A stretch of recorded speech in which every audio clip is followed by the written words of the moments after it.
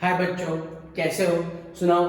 Today we start with the very important concept और equation point of view, last concept of this chapter. Okay, इसके बाद पूरा का पूरा नया क्वांटम फिजिक्स रिलेटेड केमिस्ट्री आएगा। इसके बाद क्वांटम नंबर और उसके रिलेटेड बहुत कुछ स्टडी है, लेकिन कैलकुलेटिव पार्ट का बच्चों ये लास्ट पोर्शन है जिसमें ऑलमोस्ट सारे इक्वेशन हम लोग कवर करने वाले, जो प्रैक्टिकली प्रूव है वो हम कवर कर लेने वाले हैं इसके अंदर। Okay, in case of Bohr's atomic model, ये कंसेप्ट आपको 12th फिजिक्स में भी काम लगेगा और यहाँ तो आपको केमिस्ट्री में तो काम लगने ही वाला है। ओके, तो बड़ा इंपॉर्टेंट कंसेप्ट है, ध्यान रखना प्यारे बच्चों। हमने अभी तक आगे क्या क्या किया बच्चों, आपको याद है? रुदरफोर्ड मॉडल किया था।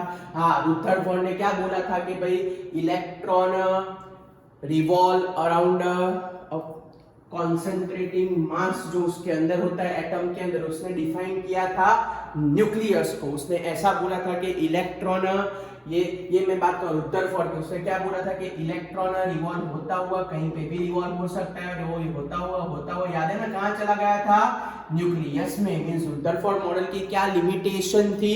तो उसकी ये लिमिटेशन थी कि stability of atom is not explain, क्योंकि उसने ऐसा कोई क्लियर कट गाइडेंस नहीं दिया था कि क्या किया जाए और क्या किया ना जाए। Due to that reason Bohr's ने सबसे पहले स्पेसिफाई कर दिया।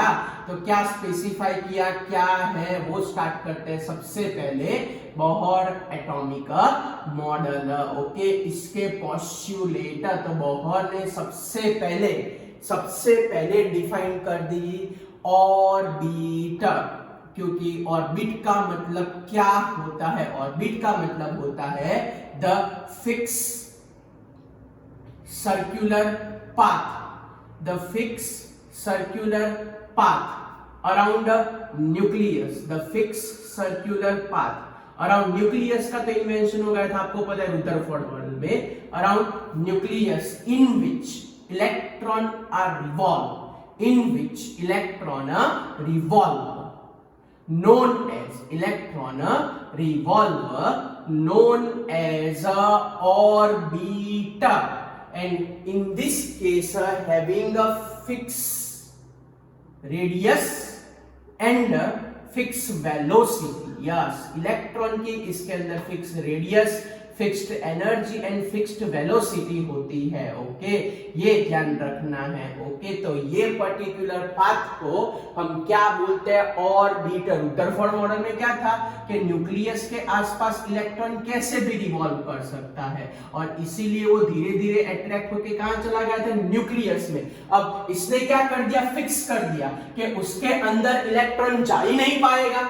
ओके, इसका मतलब क्या था कि न्यूक्लियस है, न्यूक्लियस के आसपास ऐसे फिक्स सर्कुलर पाथ कि उसमें ही इलेक्ट्रॉन को कंटिन्यूअसली रिवॉल्व करना पड़े।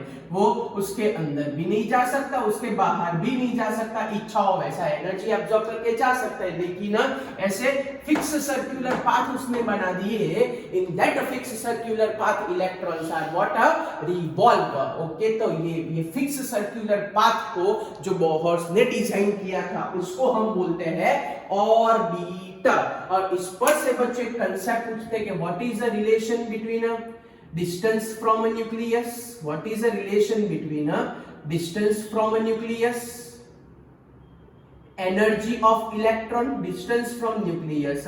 वैसे तो वैल्यू पर से पता चले, लेकिन अभी लॉजिक पर से समझते हैं। Distance from nucleus, energy of electron and stability, इन तीनों के बीच में क्या डिस्टेंस होगा? चलो, क्या रिलेशन होगा सोच के बताओ। चलो समझ लो कि एक इलेक्ट्रॉन यहाँ पे है, एक इलेक्ट्रॉन यहाँ पे और एक इलेक्ट्रॉन यहाँ पे है।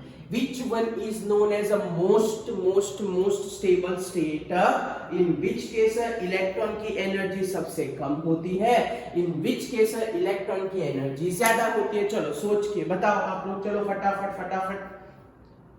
बड़ा इजी है बच्चों, ऐसा कंपेयर करो कि ये जो फर्स्ट ऑर्बिट हमने ड्रॉ किया, पहली वाली ऑर्बिट, वो आपका घर है। मींस जब तक आप लोग अपने घर पे होते हो तो स्टेबल होते हो, आपकी एनर्जी लेस होती है, लेकिन जैसे ही फ्रेंड का फोन आया, चलो घूमने जाते हैं, जैसे ही घर के बाहर निकले सडनली आपके अंदर जोरदार एनर्जी आ जाती है। क्यों? क्योंकि जैसे ही घर से बाहर निकले कोई रिस्ट्रिक्शन नहीं, पेरेंट्स का कोई अट्रैक्टिव रिपल्सिव फोर्स नहीं, जैसे ही घर से बाहर निकले व्हाट विल हैपन, न्यूक्लियस का अट्रैक्टिव फोर्स कम हो गया। जैसे जैसे घर से दूर जाते हो वैसे वैसे अट्रैक्टिव फोर्स न्यूक्लियस का कम होता जाएगा और धीरे धीरे धीरे धीरे आप लोग मस्तीखोर होते जाओगे जैसे जैसे घर के बाहर निकलो वैसे वैसे। सो कहने का मतलब अगर इलेक्ट्रॉन न्यूक्लियस के सबसे नजदीक होता है तो हाईएस्ट अट्रैक्शन होता है, हाईएस्ट अट्रैक्शन होता है तो एनर्जी उसकी क्या होती है, लेस। लेकिन जैसे ही इलेक्ट्रॉन घर के बाहर निकल गया, जैसे ही आप लोग घर के बाहर निकल गए, कोई रिस्ट्रिक्शन नहीं, कोई रूल्स नहीं, अपनी मर्जी, तो आपकी एनर्जी अचानक से बढ़ जाती है। सो क्या रिलेशन लिखे तो energy of electron is directly proportional to the distance from the nucleus। जितना न्यूक्लियस से डिस्टेंस ज्यादा that much of a more energy, okay, that much of a what a more energy। और धीरे धीरे करते हुए स्टेबिलिटी बच्चों क्या होती जाती है, डिक्रीज होते जाते। घर पे होते हो तो शांति से बैठना ही पड़ता है, पेरेंट्स का अट्रैक्टिव फोर्स होता है, लेकिन जैसे घर से बाहर निकले बात खत्म, कोई अट्रैक्टिव फोर्स ही नहीं, अपनी मर्जी चलती है, ओके, तो एनर्जी अपने आप आ जाती है, okay. So this relation you remember for the MCQ.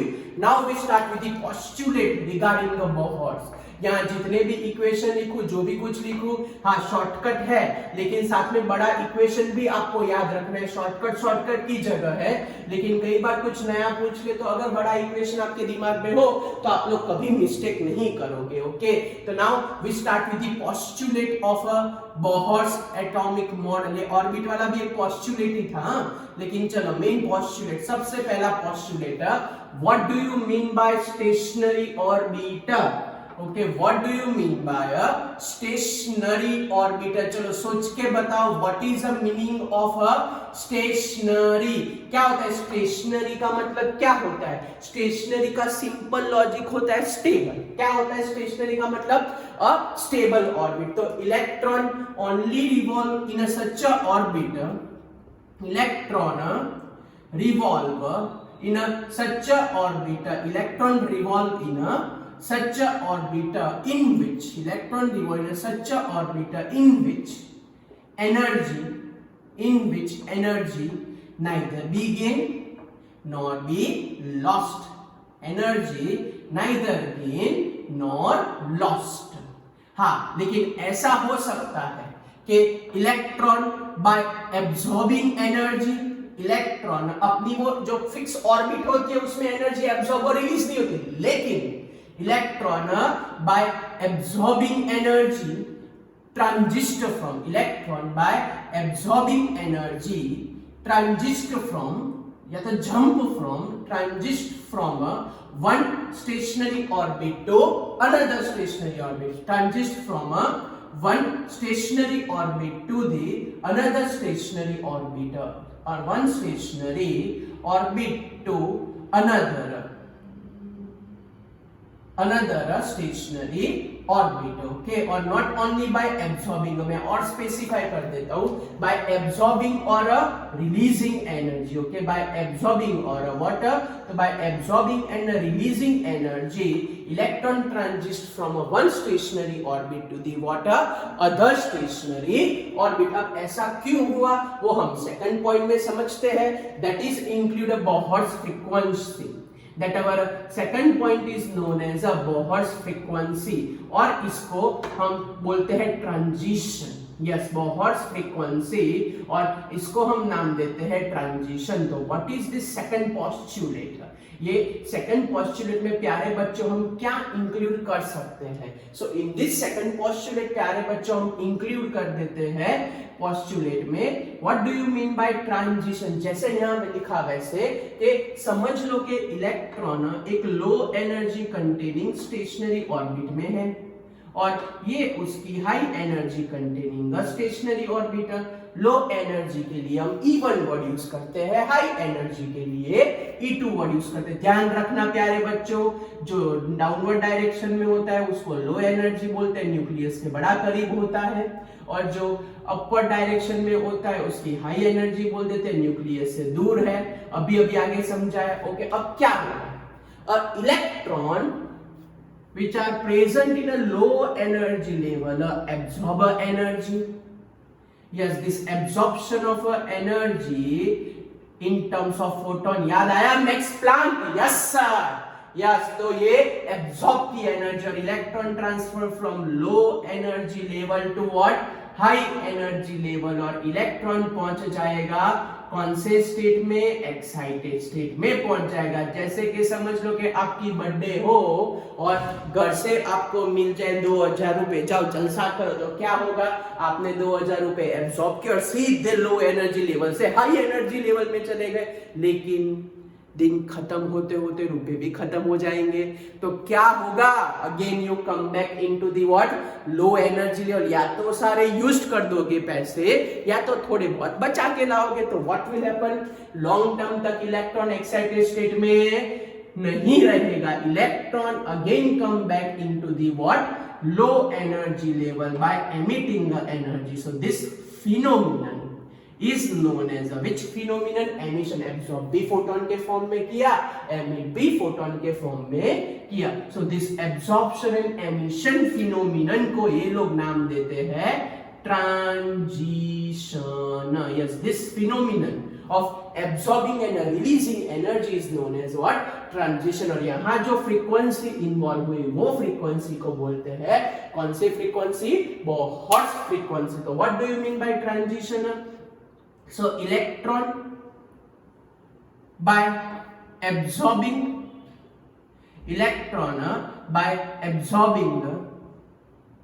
and releasing energy, electron by absorbing and releasing energy transist from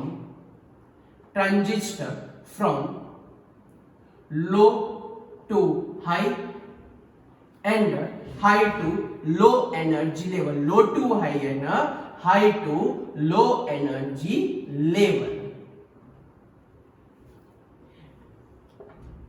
It is known as a transition। क्या बोलते हैं बच्चों, it is known as a transition। and the frequency of a radiation which is involved, frequency of a radiation known as क्या बोले बच्चों उसको, तो उसको बोलते हैं बोहर्ट्ज फ्रीक्वेंसी। क्या बोलते हैं प्यारे बच्चों, so it is termed as a which frequency, Bohr's frequency. चलो थोड़ा बोर्ड पे ध्यान लगाओ, चलो जल्दी बोर्ड पे। क्या लग रहा है कि जब वो बेचारा, what do you mean bye absorption, क्या लग रहा है, क्या हुआ एब्जॉर्प्शन में, इलेक्ट्रॉन बेचारा लो एनर्जी लेवल में था, उसने एनर्जी क्या कर दी बच्चों, एब्जॉर्ब कर दी। कहां पहुंच गया, हाई एनर्जी लेवल E2 में पहुंच गया। चलो तो डिफरेंस निकालो, तो क्या आएगा, E2 minus E1 is equals to h mu. तो आपके पास क्या आंसर है, mu is equals to delta E by h। याद आया कुछ? हाँ सर, ये तो देखा हुआ है कहीं पे। यस, तो इसको बोलते हैं कौन से फिनोमिनन, एब्जॉर्प्शन। और क्या हुआ ड्यूरिंग एमिशन, सोचो तो what will happen during emission, electron जो E2 स्टेट में था उसने एनर्जी लॉस्ट कर दी अपने में से। तो एनर्जी लॉस्ट हो गई तो किस में कन्वर्ट हो गया बच्चों, E1 में कन्वर्ट हो गया। बच्चों 5 मार्क का क्वेश्चन है, बड़ा ध्यान रखना। यस, तो इसमें भी सेम टू सेम ऊपर के जैसे ही आंसर आएगा। टप्पी पड़ी तो कौन से पहले, सबसे पहले ऑर्बिट डिफाइन कर दी, फिक्स ऑर्बिट बोल दी, फिक्स रेडियस बोल दिया, फिक्स वेलोसिटी बोल दी उसने, फिक्स एनर्जी बोल दी। फिर स्टेशनरी ऑर्बिट का मतलब जहाँ पे वो एनर्जी, वो ऐसी पर्टिकुलर ऑर्बिट जिसमें रिवॉल्व करने के टाइम वो एनर्जी एब्सॉर्ब भी नहीं करता, एनर्जी रिलीज भी नहीं करता। हाँ, लेकिन एक जगह पर से दूसरी जगह और दूसरी जगह पर तीसरी जगह जाना हो तो एनर्जी एब्सॉर्ब भी कर सकता है और रिलीज भी कर सकता है। वो पर्टिकुलर फ्रीक्वेंसी जो एब्सॉर्ब करता है, that is known as which frequency, Bohr's frequency. और फिनोमिनन को कौन सी फिनोमिनन बोलते हैं, ट्रांजिशन। थोड़ा बहुत मैक्स प्लैंक भी उसको सपोर्ट करते हुए देखा गया। एब्जॉर्प्शन और एमिशन से हमारा क्या आंसर आएगा। चलो 2 पोस्टुलेट क्लियर हुए प्यारे बच्चों, यहां तक कोई डाउट, 2 पोस्टुलेट क्लियर हुए। Now we go towards a third postulate. What is the third postulate of this Bohr's atomic theory? तो third postulate related to this Bohr's model is लिख बच्चों आज कॉपी निकाल के लिख लेना साथ में, बड़ा इंपॉर्टेंट कंसेप्ट है. ओके चलो, what is our third postulate? Third postulate is known as permissible orbiter. So what do you mean by permissible orbiter? बच्चों स्पेलिंग में इंग्लिश का टीचर हूं नहीं, ओके तो आप लोग ध्यान रखना. What do you mean by permissible orbiter? तो permissible orbit means the orbit in which electron की फिक्स वैल्यू होती है. बोर ने सारी की सारी वैल्यू फिक्स ही कर दी. the orbit in which angular momentum of an electron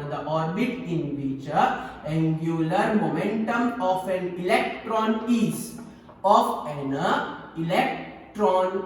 a simple multiple of an electron is a simple multiple of h upon 2 pi. क्या बोला उसने?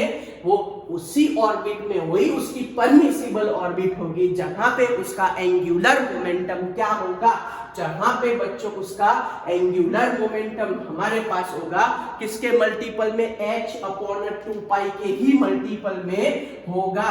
तो एंगुलर मोमेंटम क्या बोला उसने? Simple multiple of h upon 2 पाई, और ये मल्टीप्लाई होगा n से, where n is known as a orbit number 1 2 3 4 5. इस तरीके से होगा हमारे पास. टप्पी पड़ी बच्चों? यहाँ तक कोई डाउट? जैसे कि एंगुलर मोमेंटम होता क्या है, चलो हम केमिस्ट्री की लैंग्वेज में समझते हैं. फिजिक्स वाले तो आपको बहुत जोरदार समझाएंगे, वो फिजिक्स में समझ लो, मैं केमिस्ट्री की बात कर रहा हूँ. समझ लो कि ये इलेक्ट्रॉन है, वेलोसिटी v से मूव कर रहा है, या न्यूक्लियस से ऑर्बिट की ओर का रेडियस हम r बोल देते हैं. Everyone know what do you mean by momentum? Mass into velocity. What do you mean by momentum बच्चों? Mass into velocity. ये आप सबको पता है. What is the meaning of a momentum? Mass into velocity. लेकिन जब वो एंगल बना के मूवमेंट करता है, एंगल बना के, तब रेडियस इन्वॉल्व करनी पड़ती है. So according to this diagram, physics में भले आपको जोरदार सीखा, केमिस्ट्री में इतना ही रखते हैं. According to this diagram, angular momentum is equals to mass velocity into radius. तो क्या होगा? mvr.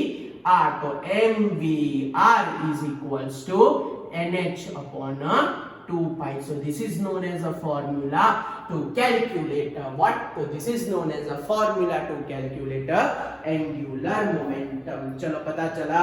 Yes sir, this is the formula to calculate what? Angular momentum. चलो कोई डाउट यहाँ तक? कुछ पूछना है आपको? मेरे को पूछना है कि suppose electron n equal to 1 में हो तो, suppose electron n equals to 2 में हो तो, suppose electron n equals to 3 में हो तो हमारे पास क्या आंसर आता है? चलो बताओ फटाफट. सर सिंपल 1 रखो. अगर 1 होगा तो उसका एंगुलर मोमेंटम आएगा h अपॉन 2 पाई. अगर मैं 2 लगाऊं तो क्या आएगा? h अपॉन पाई आएगा. अगर मैं 3 लगाऊं तो क्या आएगा? 3h upon 2 pi आएगा. So by this way we obtain an angular momentum in a various orbit n equals to 1, n equals to 2, n equals to 3. वैसे उसकी वैल्यू हमको प्यारे बच्चों मिलती जाएगी. चलो यहाँ तक क्लियर? यहाँ तक कोई डाउट? यहाँ तक कुछ पूछना है आपको? तो चलो फटाफट पूछ लो. यहाँ तक आपको कुछ पूछना है तो फटाफट पूछ लो.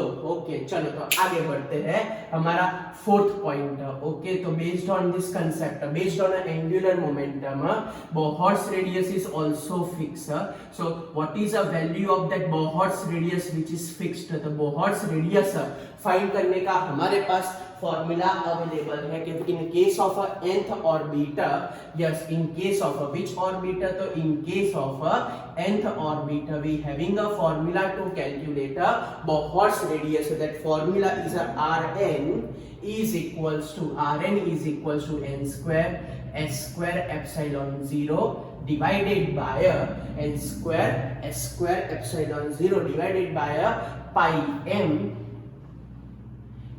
Z pi m into z. हमारे पास बुक अवेलेबल है उसमें से ही लिख रहे हैं पाई m Z into E square. Okay, वैसे तो बच्चों इसका शॉर्ट आउट ही आपको याद रखना, इतना जोरदार आप लोग याद ना रखो तो r n is equals to, चलो मेरे को ये बताओ क्या क्या कांस्टेंट है, epsilon 0 constant, h constant, pi constant, mass of electron constant है ना, चार्ज कांस्टेंट, ये सब कुछ कांस्टेंट है बराबर। तो अब क्या बाकी क्या बचा, एन बाकी और जेड बाकी। तो आप लोग लिख सकते हो कि एन स्क्वायर बाय जेड, फिर से एप्सिलॉन कांस्टेंट हो गया, ई चार्ज कांस्टेंट हो गया, मास of electron constant, pi is also constant, H is also constant, सारे कांस्टेंट को निकाल दो तो सिर्फ एन बचा। और क्या बचा प्यारे बच्चों, जेड ही बचा। केमिस्ट्री में ये काम का है, फिजिक्स में आप लोग 12th में पढ़ोगे तो आपको ये वाला इक्वेशन काम रहेगा। We only concentrate on we focus on chemistry. तो हमारे पास फॉर्मूला आया Rn is equals to n square by z। n का मतलब ऑर्बिट और z का मतलब क्या होगा प्यारे बच्चों,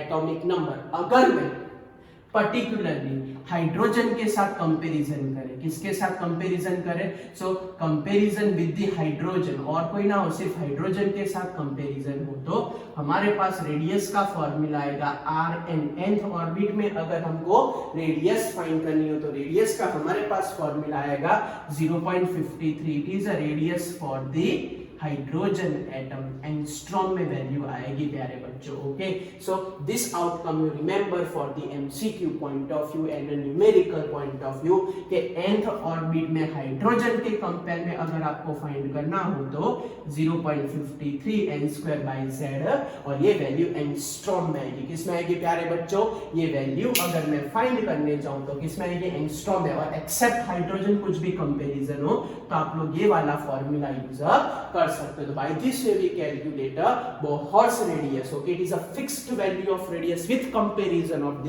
हाइड्रोजन एटम। क्लियर, ये वाला आपको 12th फिजिक्स में काम रहेगा और ये वाला हमारे केमिस्ट्री में काम। ये इसको शॉर्टकट बोलते हैं, लेकिन कई बार ऐसे क्वेश्चन चार्ज डबल कर दो, चार्ज 3 टाइम्स कर दो, तब आपको प्रॉब्लम हो, इसलिए ये फॉर्मूला आपको याद रखना है। चलो बोहर्स रेडियस खत्म। फोर्थ पोस्टुलेट अपनी पढ़ी प्यारे बच्चों।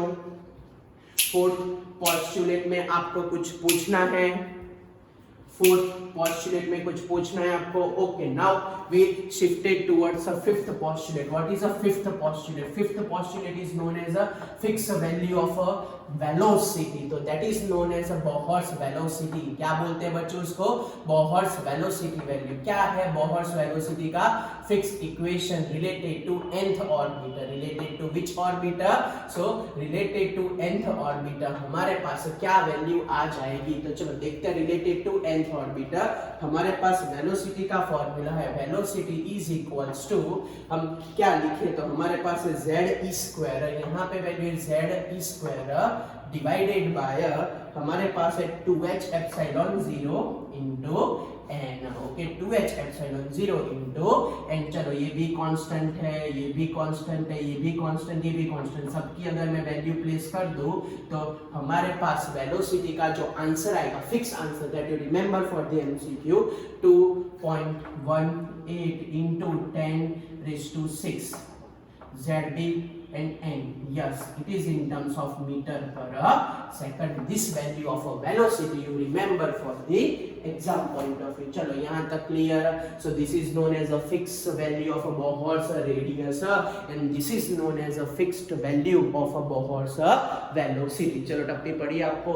So इसको बोलते हैं fixed value of a Bohr's velocity and fixed value of a Bohr's radius. Now next postulate. Yes, principal quantum number is also, yes, principal quantum number। ये क्या होता है principal quantum number? Later on we understand in detail, अभी सिर्फ knowledge point of view याद रखो। principal quantum number का मतलब अगर n equals to 1 है, n equals to 2 है, n equals to 3 है, n equals to 4 है, तो इसको हम बोलते हैं के शेल। यस, बचपन में पढ़ा होगा। It is termed as a L shell, it is termed as a M shell, it is termed as a what?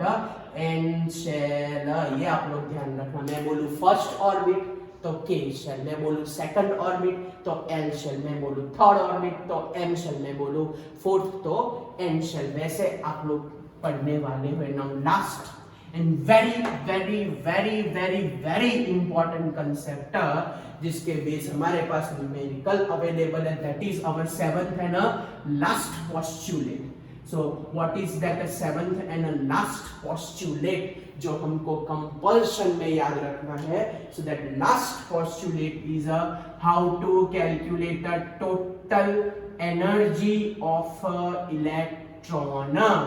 So total energy of an electron is calculated by using a formula En is equals to minus 2 pi square z square m e raised to 4 upon n square h square. It is a fix formula.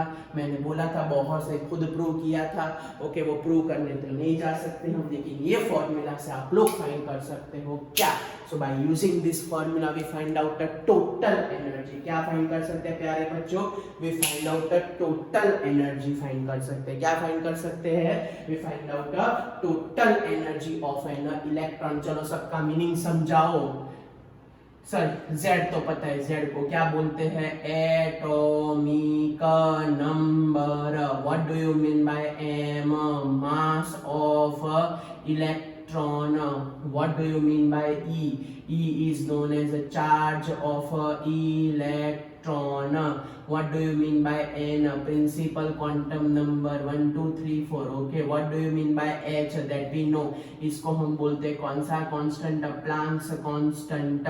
चलो अगर मैं हर एक की value रखूं, हर एक की value एक एक एक एक एक एक करके रखूं और सारे फिक्स टर्म निकाल दे तो हमारे पास क्या बचेगा? सिर्फ z स्क्वायर और n स्क्वायर बचेगा.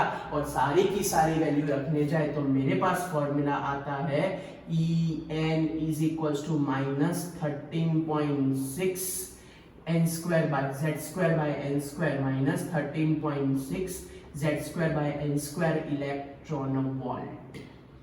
Yes, this data we obtained electron volt.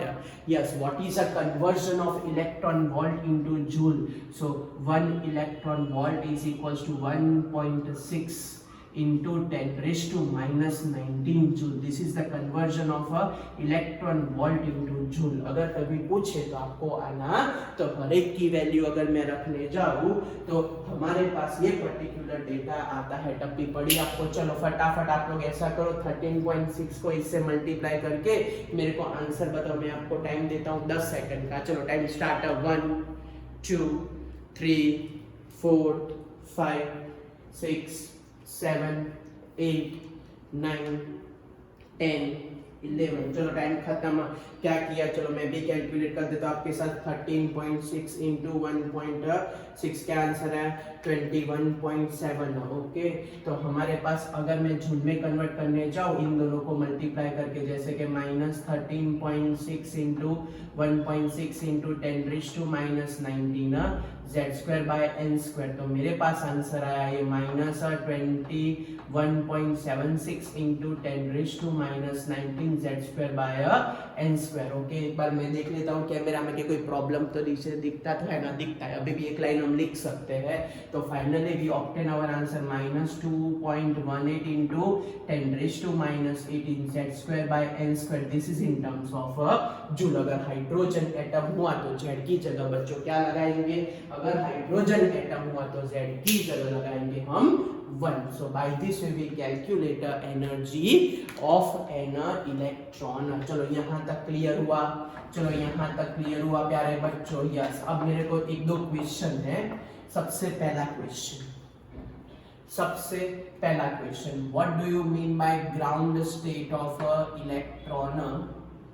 ये सबसे पहला question. Second question, what do you mean bye excited state of an electron? What do you mean by ground state of an electron?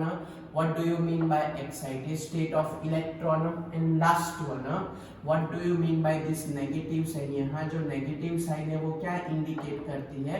इतने answer बताने हैं. तो बड़ा easy है. Ground state का मतलब होगा जब इलेक्ट्रॉन न्यूक्लियस के सबसे नजदीक हो, जब n की वैल्यू 1 हो. अभी हमने डायग्राम ड्रॉ करके तो समझा ही रहा हूँ, लेकिन तो ग्राउंड स्टेट का मतलब होता है सबसे lowest energy level. Ground state का मतलब क्या होता है प्यारे बच्चों? तो ग्राउंड स्टेट का मतलब होता है सबसे lowest energy level, n equals to 1। What do you mean by excited state of electron n greater than 1, n greater than 1। Okay, तो मैं बोलूं कि व्हाट इज, ध्यान रखना, बड़ा बड़ा इंपॉर्टेंट है, ध्यान रखना, बड़ा इंपॉर्टेंट है। अगर मैं बोलूं फर्स्ट एक्साइटेड स्टेट, तो इसका मतलब क्या होगा? बड़ा इंपॉर्टेंट है, ध्यान रखना। What do you mean by second excited state, इसका मतलब क्या होगा? बड़ा इंपॉर्टेंट है, ध्यान रखना। What do you mean by third excited state, इसका मतलब क्या होगा? बोलो प्यारे बच्चों, what do you mean by ground state? Sir ground state का मतलब n इक्वल्स टू 1, तो फर्स्ट एक्साइटेड स्टेट का मतलब होता है n equals to 2, second excited state का मतलब होता है n equals to 3, fourth excited state का, थर्ड एक्साइटेड स्टेट का मतलब होता है n इक्वल्स टू 4। फिर से what do you mean by ground state? तो ग्राउंड स्टेट का मतलब होता है n equals to 1। What do you mean by first excited state? N equals to 2. What do you mean by second excited state? N equals to 3. What do you mean by third excited state? N equals to 4. चलो clear हुआ? तो चलो पहले postulate revise कर लेते हैं, फिर मैं फर्दर आपको समझाता हूँ। चलो सबसे पहला पोस्टुलेट, सबसे पहले ऑर्बिट डिफाइन करने की, किसके बीच में रिलेशन बताने का, distance from the nucleus, energy and stability का रिलेशन हो गया। ओके, चलो what is the first postulate? Stationary orbiter. What is the second postulate? Bohr's frequency and transition का कांसेप्ट पढ़ा। What is the third postulate? Permissible orbital, जहां orbiter, जहां angular momentum किसका multiple होना चाहिए? mvr is equals to nh upon 2 क्या होना चाहिए बच्चों? mvr इज इक्वल्स टू क्या होना चाहिए? nh upon 2। उसके बारे में हमने स्टडी की। चलो उसके बाद हमने क्या पढ़ा? बोलो प्यारे बच्चों, चलो जल्दी जल्दी। तो उसके बाद हमने पढ़ा प्रिंसिपल क्वांटम नंबर, यस तो अभी लास्ट क्लास में पढ़ा। चलो उसके बाद बच्चों क्या पढ़ा? जल्दी जल्दी बोलो। उसके बाद हमने पढ़ा कि रेडियस कैसे लाए। ओके, रेडियस खत्म होने के बाद वेलोसिटी कैसे ऑब्टेन करें, वेलोसिटी का भी हमने कंसेप्ट पढ़ा। फिर principal quantum number, K shell, L shell, M shell पढ़ा। एंड लास्टली हमने पढ़ा कि how to calculate total energy of electron. क्या पढ़ा प्यारे बच्चों के? How to calculate total energy of electron. और what do you mean by ground state, excited state, ये तो यहाँ तक था बोहर्स के सारे पोस्टुलेट। तो अगर 5 मार्क में पूछे तो आपको यहाँ तक सारे के सारे पोस्टुलेट एक्सप्लेन करने पड़े प्यारे बच्चों। क्लियर? समझ में आया आपको कौन कौन से पोस्टुलेट एक्सप्लेन करने पड़ेंगे? टप्पी पड़ी प्यारे बच्चों के आपको कौन कौन से पोस्टुलेट एक्सप्लेन करने पड़ेंगे? Yes, okay. नाउ अभी तक हमने ये बहुत थियरी में पढ़ा, उसका शॉर्ट आउट लिखते हैं और फिर हम फर्दर थोड़ी स्टडी कर देते हैं। चलो, तो पूरा के पूरे बोहर्स मॉडल हमने जो कंप्लीट किया उसमें हमारे पास मेन कौन से इक्वेशन आ गए। चलो सबसे पहला यहाँ इक्वेशन का शॉर्ट आउट लिख देते हैं। कौन कौन से इक्वेशन है, आपको फिजिक्स पॉइंट ऑफ व्यू कौन सा डिटेल में याद रखना है और केमिस्ट्री में कहाँ तक रिस्ट्रिक्ट रहना है वो आपको मैं समझा देता हूँ। ओके, तो प्रॉब्लम ना रहे। चलो सबसे पहले तो एंगुलर मोमेंटम क्या था भाई? Angular momentum. ओके, तो सबसे पहले था हमारे पास एंगुलर मोमेंटम। चलो बोलो क्या आपने पढ़ा? mvr is equals to nh upon 2 yes. चलो फिर सेकंड क्या था हमारे पास? तो सेकंड था हमारे पास रेडियस ऑफ ऑर्बिटर। क्या था? रेडियस ऑफ पर्टिकुलर ऑर्बिटर हमारे पास उसका फॉर्मूला था rn is equals to n square s square epsilon 0। क्या लिखे भाई? बोलो rn is equals to n square s square epsilon 0। चलो डिवाइडेड बाय हमारे पास क्या आएगा? तो divided by pi m z square, divided by क्या आएगा? Pi m z e square. सबकी वैल्यू जैसे ही हमने रख दी हमारे पास एक फिक्स टर्म आ गया कि आर एन प्रोपोर्शनल टू क्या आया? N square by z. और अगर हाइड्रोजन के साथ कंपेयर करते हो तो 0.53 n square by z. This thing we obtain in terms of angstrom. Okay, this thing we obtain in terms of what? Angstrom. चलो नेक्स्ट वेलोसिटी का कंसेप्ट बच्चों क्या आया? वेलोसिटी का कंसेप्ट तो velocity of electron in a particular orbit. तो velocity का बच्चों हमारे पास वो भी इसके जैसे डेंजर था, रेडियस की वैल्यू रख के ही लाए थे हम। क्या था बोलो तो z स्क्वायर अपॉन हमारे पास आएगा z square upon 2h epsilon 0 into n। Okay 2h epsilon 0 into n हमारे पास था। चलो इसमें से अगर मैं शॉर्ट आउट कर दूं, सारे कांस्टेंट टर्म निकाल दे तो या तो सारे कांस्टेंट टर्म की वैल्यू रख दो, तो हमारे पास आंसर आता 2.18 इनटू 10⁻⁶ z/n मीटर पर सेकंड। चलो क्लियर हुआ। तो ये हमारे पास वैल्यू थी किसके रिगार्डिंग, वेलोसिटी के रिगार्डिंग वैल्यू थी। अब एनर्जी की वैल्यू क्या था हमारे पास, एनर्जी का इक्वेशन, टोटल एनर्जी का equation, yes -13.6 z² electron volt.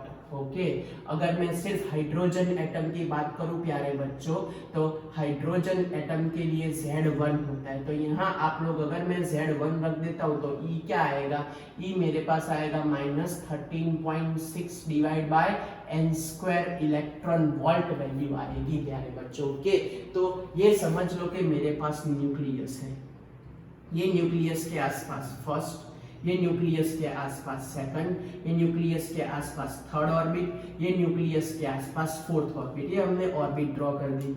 ये सबसे नजदीक होता है n = 1, n = 2, n = 3 and n = 4।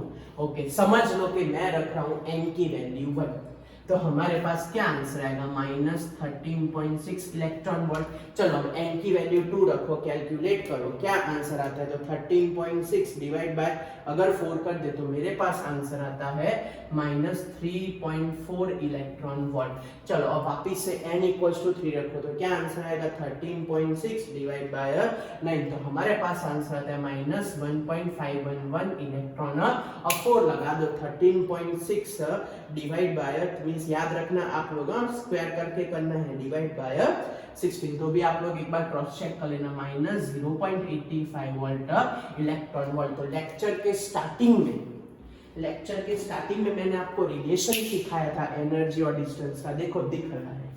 सोचो कि which one is known as a highest value of energy and which one is known as a lowest value of energy. चलो सोच के बताओ कौन सी एनर्जी की वैल्यू हाईएस्ट है और कौन सी एनर्जी की वैल्यू लोएस्ट है। चलो मैथ्स अप्लाई करो, -13.6 this one is a lowest value and this one is the what highest value. Yes maths apply करना है, पहली वाली लोएस्ट वैल्यू है और दूसरी वाली कौन सी वैल्यू हाईएस्ट। तो ये क्या इंडिकेट कर रहा है कि जैसे जैसे जैसे जैसे न्यूक्लियस से दूर जा रहे हैं वैसे वैसे that much way value is what increases as we move away from the nucleus, value of energy is what increases। टप्पी पड़ी।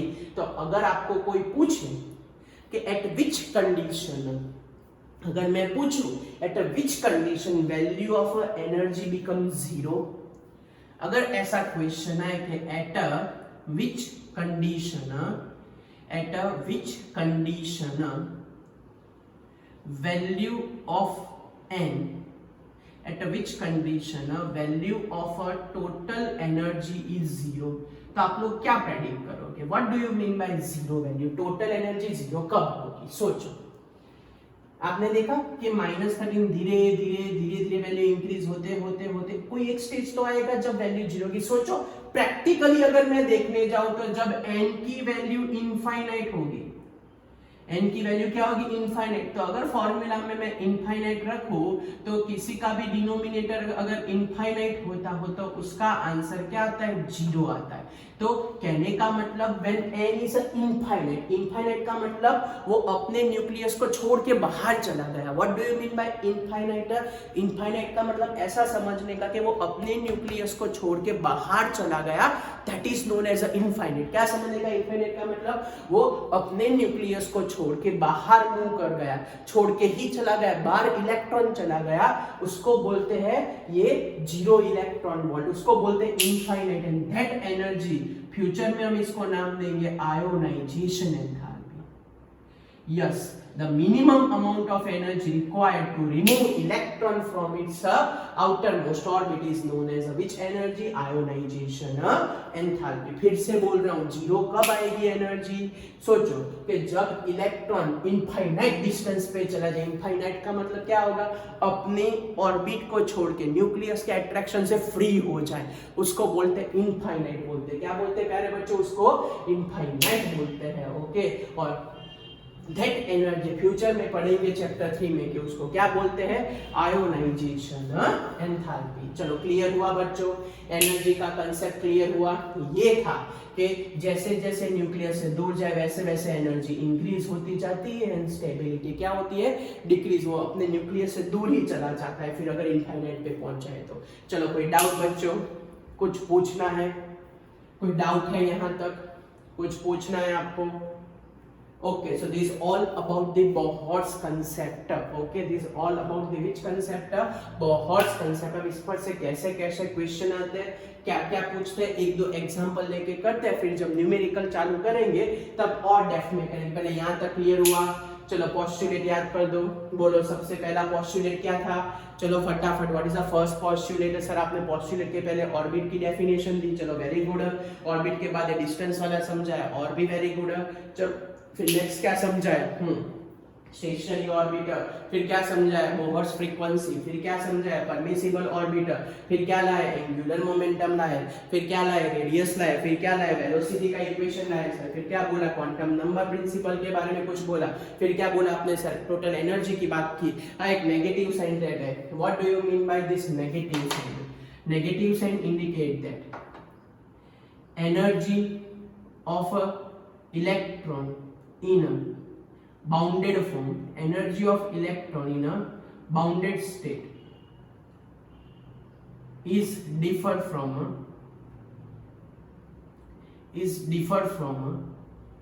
energy of a electron in a free state.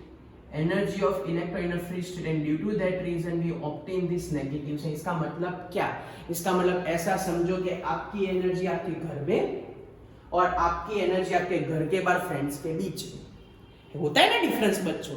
Sir बड़ा डिफरेंस होता है। घर पे तो हम ऐसे सीधे गाय जैसे होते हैं ना, शांति से बैठे रहते, कोई मस्ती नहीं करते, हम बड़े अच्छे बनते हैं पापा मम्मी के सामने। लेकिन सर जैसे ही घर के बाहर निकले ना, इतने जोरदार बन जाते कि पापा मम्मी को भी पता नहीं होता। नहीं वैसा बोलते हैं ना बच्चों? Yes, this thing, same thing. Electron भी आपके जैसा ही है। वो जब न्यूक्लियस के अंदर बाउंडेड फॉर्म में होता है, तब शांति से पड़ा रहता है, बड़ा शांत होता है। लेकिन जैसे ही फ्री हो गया, जैसे ही वो बाहर निकल गया, तो उसकी एनर्जी फ्री स्टेट में ये जो एनर्जी का डिफरेंस है, due to that energy difference we obtain a big sign बच्चों। So due to that energy difference बच्चों we obtain a big sign, a negative sign. चलो क्लियर हुआ? कोई डाउट है? कुछ पूछना है आपको तो पूछ लो। चलो तो हम 3-4 न्यूमेरिकल का कैलकुलेशन करते हैं, then we move ahead. Okay चलो तो आपको अभी कैलकुलेट करना है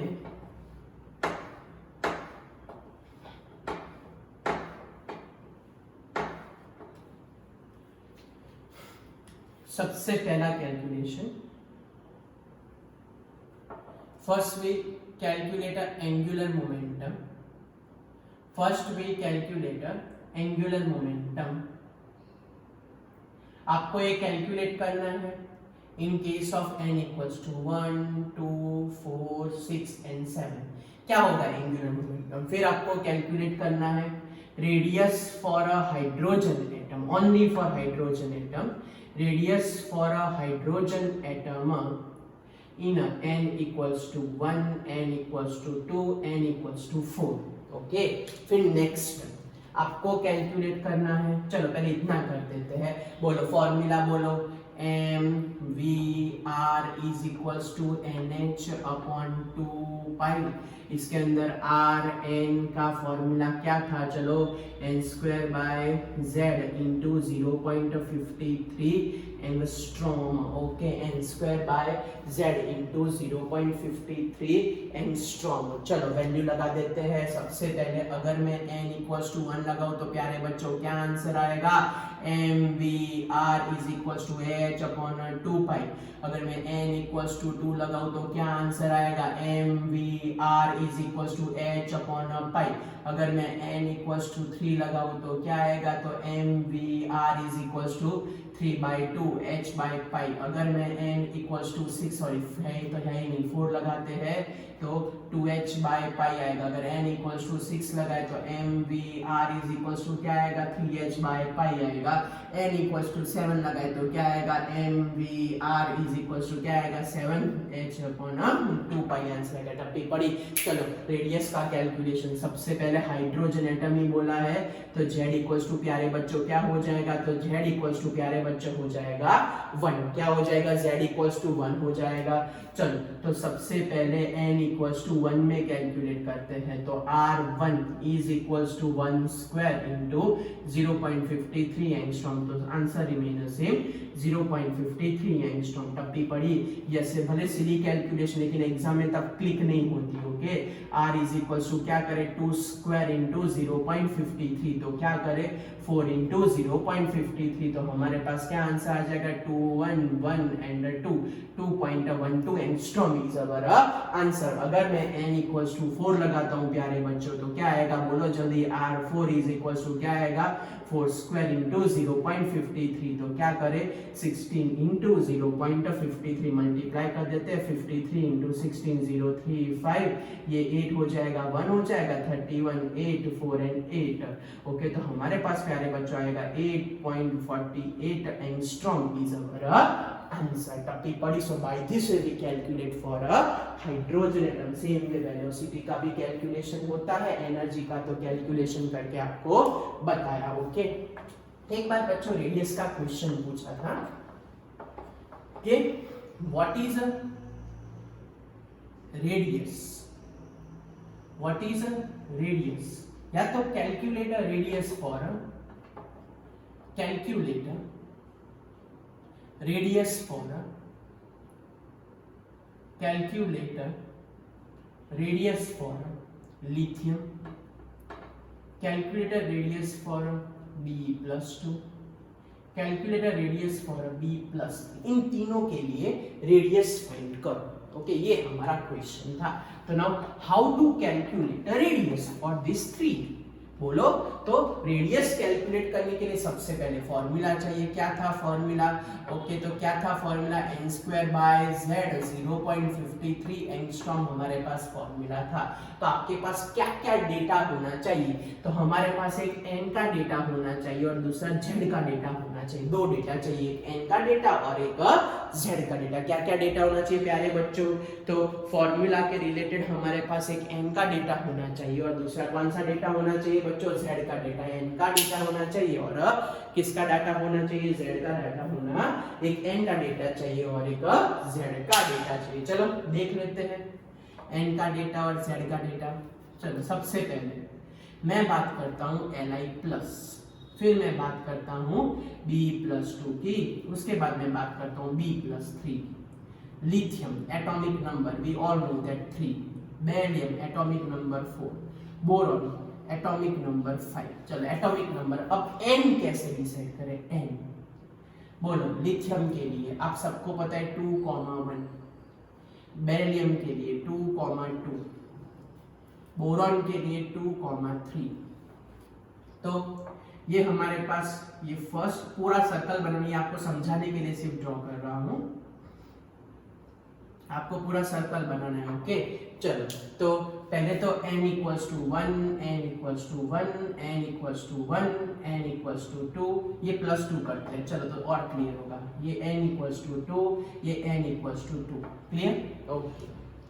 अब नेक्स्ट है पहले में हमने रखे 2 इलेक्ट्रॉन, पहले में सब में रखे 2 इलेक्ट्रॉन, पहले में रखे 2 इलेक्ट्रॉन, उसके बाद आएगा 1 इलेक्ट्रॉन, उसके बाद आएगा 2 इलेक्ट्रॉन, उसके बाद आएगा 3 इलेक्ट्रॉन। चलो क्लियर, ये उनकी normal condition. Now what do you mean bye Li+, एक इलेक्ट्रॉन गया। What do you mean bye Li+, एक इलेक्ट्रॉन गया। तो ये Li+ का मतलब मैं यहाँ Li+ के लिए ड्रॉ करूं तो Li+ के अंदर एक इलेक्ट्रॉन चला गया। Now left portion is only 2 electron, तो ये ऑर्बिट होगी ही नहीं। समझ में आया? एक इलेक्ट्रॉन गया। अगर मैं बोलूं Be+2 तो Be+2 में दोनों के दोनों इलेक्ट्रॉन चले जाएंगे, तो इसमें भी बाकी क्या बचेगा, n=1 ही बाकी बचेगा। अगर मैं बोलूं B+2 तो ओनली 2 इलेक्ट्रॉन्स आ रहे हैं। कितने इलेक्ट्रॉन रिंग हुए प्यारे बच्चों, ओनली 2 इलेक्ट्रॉन्स आ रहे हैं, तो 2 इलेक्ट्रॉन यहाँ रहेंगे, एक यहाँ बचेगा। पता चला फिर से Li+1 का मतलब एक इलेक्ट्रॉन गया तो ये ऑर्बिट गायब हो गई, Be+2 का मतलब 2 इलेक्ट्रॉन गया तो ये ऑर्बिट भी गायब हो गई, +2 2 ही गए, तो 3 में से 2 गए, 3 में से 2 गए, 3 में से 2 गए, तो एक बाकी रहा, तो यहाँ एक बाकी रहा, तो last orbit is our n। तो इसके लिए हमारे पास n की वैल्यू आई 1, इसके लिए n की वैल्यू आई 1, इसके लिए n की वैल्यू आई 2। टप्पी पड़ी 2 कैसे लिखा, टप्पी पड़ी 2 कैसे, फिर से बोल रहा हूं, +1 का मतलब ये ऑर्बिट गायब, +2 का मतलब 2 गए ऑर्बिट गायब, +2 का मतलब 2 ही गए, एक बाकी, तो लास्ट इलेक्ट्रॉन n=2 में है, यहाँ n1 ही है और n1 ही है। क्लियर हुआ? पता चला +1 +2 +2। क्लियर? जो लास्ट इलेक्ट्रॉन जो ऑर्बिट में प्रेजेंट होता है उसको n बोलते हैं। चलो तो कैलकुलेशन कर देता हूँ फटाफट। Li+ के लिए n भी आ गया 1, Z आ गया, हमको पता है 3। चलो गो for the calculation. R is equals to what, n²/z into 0.53 angstrom में आंसर लाना है, 1/3 into 0.53 आंसर आएगा, तो कैलकुलेशन कर देते तो 0.123 होगा 0.7, ओके 20। हियर से हमारे पास आंसर आया radius for the which lithium, Li+ की रेडियस आ गई हमारे पास। चलो पता चला बच्चों आपको कैलकुलेशन? Yes sir. चलो ये Z है बच्चों, Z। चलो नेक्स्ट Be+2 के लिए n की वैल्यू क्या है 1, Z की वैल्यू क्या है 4। चलो तो lithium radius of Be+2 n²/z into 0.53। चलो कैलकुलेशन करो, n की वैल्यू क्या है 1, Z की वैल्यू क्या है 4 into 0.53। तो चलो क्या करें, तो यहाँ होगा 0.1 हो जाएगा, 13 हो जाएगा, 3 हो जाएगा, फिर 2 हो जाएगा, 5। ये हमारे पास आंसर आया यस। चलो टप्पी पड़ी प्यारे बच्चों, पता चला ये calculation MCQ point of view competitive में बड़ा काम लगता है। Okay clear? कुछ पूछना है आपको, कोई डाउट है आपको? चलो आगे बढ़ते हैं। नेक्स्ट Be+2, बोलो Be+2 के लिए ये समझ रहे हैं ना, लास्ट इलेक्ट्रॉन अभी पड़ा है n=2 में, तो n=2 और z क्या होगा 5 होगा प्यारे बच्चों। चलो तो रेडियस ऑफ Be+2 तो n²/z into 0.53, तो ये 4/5 हो गया। ओके यस, और ये क्या करें बोलो, चलो जल्दी 0.53 स्क्वायर किया 4। ओके तो ऊपर हमारे पास आंसर आए 2 1 1 एंड 2 डिवाइडेड बाय 5। तो हमारे पास कैलकुलेशन देख लेना बच्चों, गलत हो तो आप लोग खुद कमेंट में लिखना सर ये मिस्टेक है, करेक्ट कर लो आप। ओके तो ये हमारे पास आंसर आया रेडियस फॉर व्हाट Be+2। चलो clear? So by this we go for the calculation of radius. Radius के क्वेश्चन अच्छे थे तो हमने रेडियस कर दी। पता चला वेलोसिटी तो सिंपल है, z/n करके ही आंसर लाना है, तो वो तो बड़ा इजी हो जाएगा। सो बच्चों this is all about the today's Bohr's concept. अब नेक्स्ट लेक्चर में बच्चों हम पढ़ने वाले हैं कि क्या लिमिटेशन थी बोहर्स मॉडल की, क्या लिमिटेशन थी बोहर्स मॉडल की, why we shifted towards atomic spectrum. Yes, ये हम बच्चों नेक्स्ट लेक्चर में पढ़ेंगे, वो भी बड़ा इंटरेस्टिंग लेक्चर है, बड़ी मजा आएगी आपको। उसमें लाई बाबा बफेलो भी करेंगे, देखते लाई बाबा बफेलो है क्या, नई सिस्टम क्या है, मजा आएगी बच्चों। ओके तो आज का lecture, next lecture is the last lecture for the numerical portion. Okay exercise के सारे न्यूमेरिकल इसके बेस खत्म हो जाएंगे प्यारे बच्चों। ओके चलो, बड़ा इंटरेस्टिंग और थोड़ा लंबा चैप्टर है, डीप ब्रे। ओके और पढ़ते रहना बच्चों और मेहनत करते, सब कुछ 2 टाइम लिख देना और फॉर्मूला 5 टाइम्स लिख देना बच्चों। ओके बाय, मिलते हैं, लिखते रहना, प्रैक्टिस करनी पड़ेगी तो ही फॉर्मूला याद रहेंगे। 12th फिजिक्स में आएगा, चलो केमिस्ट्री लेवल तक का पढ़ा दिया, फिजिक्स में फिर डिटेल में आप लोग पढ़ोगे। और ओके बच्चों बाय, मिलते हैं, पढ़ते रहना और होमवर्क कर देना। ओके